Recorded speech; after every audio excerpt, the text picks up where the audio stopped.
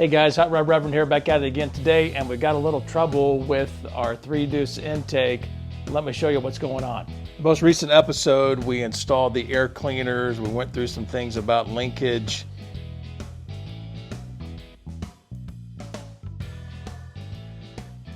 Talked with you about how we're going to get some stuff set up. Still got to do some things on plumbing here, but I really want to talk to you about the thermostat housing, and I made a big mistake here in not checking something out before I got all of this together. Let's take a look. Now, one of the things I did do, I did check all the surfaces. If you look in earlier videos, I checked the bases for the carbs, make sure they were flat. Even checked our intake runners along the side and that exhaust crossover, make sure that was completely machine flat. Problem was, I never did check for a machine flat surface here, which was stupid on my part. I should have noticed that. Now, just so you know, my buddy, I don't know if he did this or someone else had done it. I haven't talked to him yet, but I've got these inserts right here. These are not factory, obviously. These are kind of a special stud in case you stripped out a hole, something of that nature. These were obviously stripped out.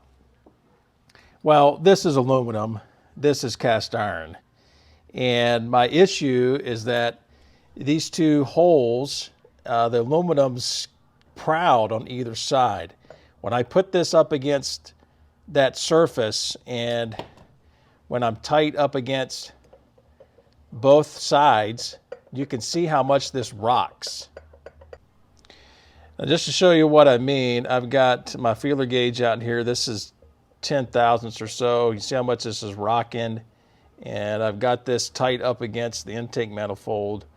And this just basically slides in and out. I could probably go another, I don't know, I'll probably go up to 12 or 13 or so. The gasket's supposed to take up a little bit, but not that much. So my problem is I'm going to have to get this surface right here for the mounting of the thermostat housing, get that flat as I can get it so that I won't have any leaks or any problems when I install this intake manifold on the car. Now, I get it. I could use an extra thick gasket. I could take a lot of that right stuff, gasket maker, slop it on there. I really don't want to do that. I just as soon have both surfaces of the thermostat housing and the intake manifold as flat as I can get them. It's just going to make for a better seal. It's going to look the right way. It's going to perform the right way and just not be a mess. I just want to get it done right.